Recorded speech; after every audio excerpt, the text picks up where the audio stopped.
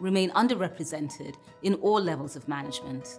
To bridge this gap, the UN Global Compact launched Target Gender Equality, an accelerator program that helps our participating companies set and meet ambitious corporate targets for women's representation and leadership in business. Companies that commit to the accelerator program are not only equipped with the latest data and research, but they also then join a growing network of partners who are working collectively to tackle the barriers to closing the gender gap from the C-suite through to the supply chain and into the communities that these companies serve. Now let's hear from some of the participating companies directly. It has been 1 year since our participation in Target Gender Equality. The initiative has been helpful to us.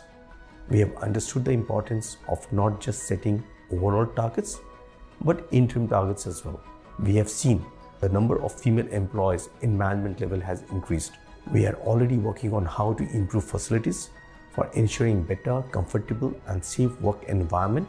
We are even conducting monthly meetings discussing the progress of Target Gender Equality. We would highly recommend other companies to join the Target Gender Equality program. As a UN Global Compact participant, this program allows us to accelerate our practices of the United Nations Women's Empowerment Principles. We benefit from the action planning guides, workshops and real-world examples provided by the program, which helped us creating a dedicated roadmap for our contribution to 2030 Agenda for Sustainable Development. One thing we have learned is that regardless of how big or small your company is, or how male-dominated your sector is, you can make a difference. Join the Target Gender Equality Accelerator today.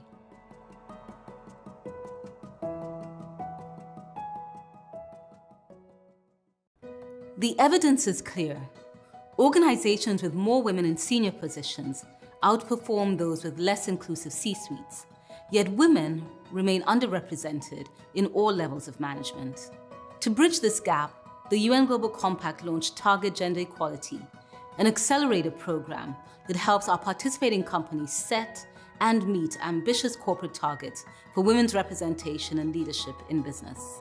Companies that commit to the accelerator program are not only equipped with the latest data and research, but they also then join a growing network of partners who are working collectively to tackle the barriers to closing the gender gap from the C-suite through to the supply chain and into the communities that these companies serve.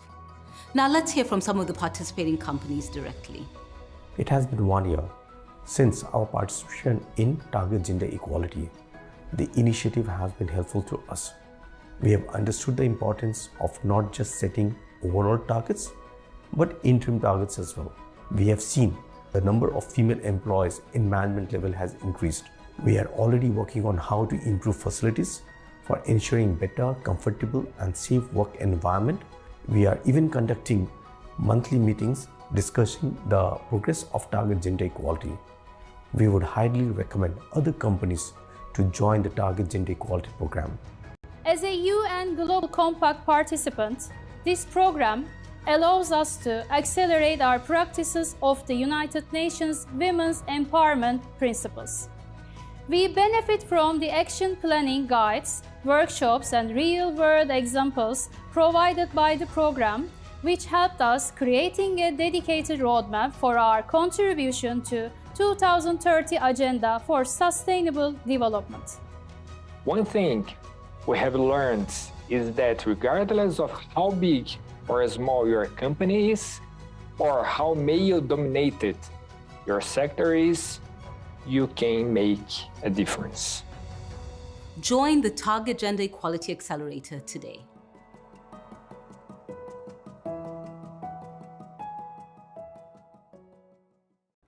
The evidence is clear.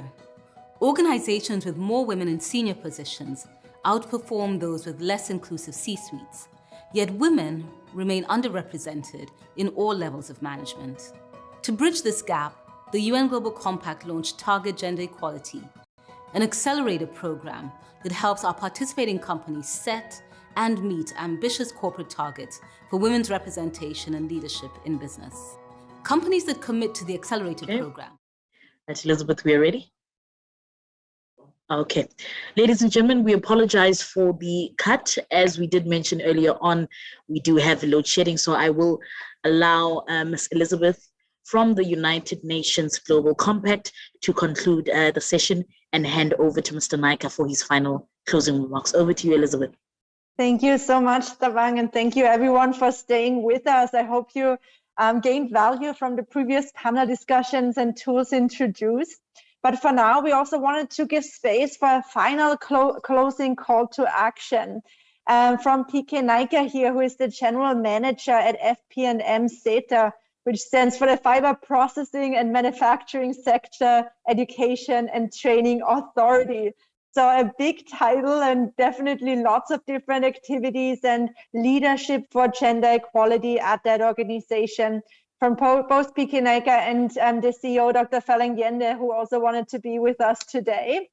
But for now, I'll pass it over to you, Mr. Naika, to give a few closing remarks around what gender equality means to you, to your organization, and why everyone really has to take action now. How can they do so? What lessons have you learned that you can share with us to wrap up this really important session and great day here today at the Sustainability Summit? Thank you very much, Program Director. In fact, it gives me great pleasure to do the closing remarks on behalf of my CEO of the FP&M SETA, Dr. Phelang Yende, who happens to be, or who is actually a great, leader of female origin. To the panelists, thank you very much, and greetings to all of you. Indeed, it is an honor to provide closing remarks, and a call to action in a dialogue where, as leaders, you discussed our sustainability leaders, corporate board, CEOs, and other executives could integrate sustainably diversity deeper into companies' or organizations' ethos to provoke responsible corporate citizenship, thus drive both business success and societal impact. I think one of the leaders did speak about the 7 principles, but we discussed tips, tools to target gender equality, and we must be cognizant of the UN Women and the United Nations Global Compact 7 principles designed to foster women empowerment in the workplace. And we believe that this should be the guiding framework. As one of the speakers alluded to, the 7 principles, I will just reiterate. So let us remind ourselves of the principles. Principle 1, establish high-level corporate leadership for gender equality. Principle 2, treat all women and men fairly at work, respect and support human rights and non-discrimination. Principle 3, ensure the health, safety, and well-being of all women and men workers. Principle 4, promote education, training, and professional development for women. Principle 5, implement enterprise development, supply chain, and marketing practices that empower women. Principle 6, promote equality through community initiatives and advocacy. Principle 7, measure and publicly report on progress to achieve gender equality. There is never any practical advice and tools to use in our organization than these 7 principles. So it's something that we must embrace. And I'm glad that the other speaker also emphasized these 7 great principles to ensure gender equality within organizations. As responsible citizens, we need to reassert our commitment to fight stereotypes and encourage an increase in the percentage of women in the decision-making positions within our organizations. As an executive in the skills development sector, I am convinced that diversity is an asset that stimulates performance and innovation within our teams. The late United States Justice Ruth Bader Ginsburg once said, "The constitutional sword necessarily has 2 edges. Fair and equal treatment for women means fair and equal treatment for members of all genders." There is no better truth than this message from the servant of the people and a role model for women who spent a lifetime flourishing in the face of adversity, where she successfully fought against gender discrimination. Our topic is tips and tools to target gender equality. For me, the starting point of understanding is the definition of the word gender and how it links to equality. For gender, the definitions from different dictionaries refer not to male and female, but to masculine and feminine. That is, to qualities or characteristics that society ascribes to each sex. So the dichotomous nature of gender leads to the creation of inequality that manifests itself in numerous dimensions of daily life. Gender roles are those behaviors, tasks, and responsibilities that a society considers appropriate for men, women, boys, and girls. Therefore, gender equality is when women and men enjoy equal rights, opportunities, and entitlements in civil and political life. It results from the absence of discrimination based on persons, sex, and opportunities, and the allocation of resources or benefits or access to services. The Global Gender Gap Ranking is based on 4 key factors: economic participation and opportunity, educational attainment, health and survival, political empowerment. Therefore, we take pride in acknowledging women in various fields, not because of their gender, but because of their significant contributions to society. While there is much more to be done to close the gender gap and protect and promote women's rights, let us all take concrete steps and make gender equality a reality. Most countries, if not all countries, they stress equality in their constitutions, within their legislation, etc. For example, equality is also the central theme of our new constitution in South Africa. Right at the start of the constitution, section 1, the constitution provides that the founding values of our constitution are, amongst others, human dignity, the achievement of equality, the advancement of human rights and freedoms, as well as the principles of non-racism and non-sexism. The pervasiveness of equality is evident elsewhere as well. For example, Section 39 of the Bill of Rights stipulates that in interpreting the Bill of Rights, a court must promote the values that underlie an open and democratic society based on human dignity, equality, and freedom. The emphasis on equality is not surprising given our history, a history legislated by inequality, exclusion, and disadvantage based on race and gender. But equality is more than a value. It is also a right. So Section 9 of our community provides, our constitution provides, everyone is equal before the law and has the right to equal protection of the law. Equality includes full equal enjoyment of all rights and freedoms, to promote the achievement of equality, legislative and other measures designed to protect or advance persons or categories of persons disadvantaged by unfair discrimination may be taken. The state may not unfairly discriminate directly or indirectly against anyone on one or more grounds, including race, gender, sex, pregnancy, marital status, ethnic or social origin, color, sexual orientation, age, disability, religion, conscience, belief, culture, language, or birth. So from the beginning of our constitution, it strives to ensure gender becomes irrelevant to the rights of every citizen in this country. There is a concerted effort and collaboration between the government and the private sector to ensure that this will be sustainable. So gender equality is not only good for women and their welfare, but it also relieves men of pressure. So I'm quite glad to be having a woman as the leader of my organization. That's a man. Working women may not only help their families, but their participation is also healthy for the country's economy. International Monetary Fund research reflects that gender equality improves the country's GDP. Women also tend to spend more on their families and communities when they have disposable incomes. And we know that women always tend to spend more. The disparity effects between men and women were quantified, and its economic implications were also assessed and estimated.